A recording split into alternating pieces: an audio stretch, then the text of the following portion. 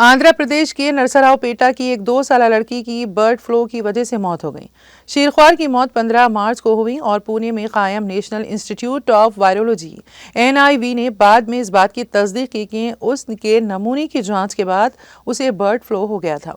एक ओहदेदार ने मीडिया को बताया, लड़की की बर्ड फ्लू की वजह से एम्स मंगलागिरी में इलाज के दौरान वो फौत हो गई। ताहम अहलकार ने कहा है कि उसके पूरे घर में सिर्फ शीरख्वार बच्चे को बर्ड फ्लू हुआ था, जिसने हुकाम को हैरान कर दिया। उन्होंने कहा कि पालनाडु जिले में बर्ड फ्लू के कोई केसेस रिपोर्ट नहीं हुए हैं और अब इस बात का तयन नहीं कर सके कि लड़की कैसे मुतासिर हो गई।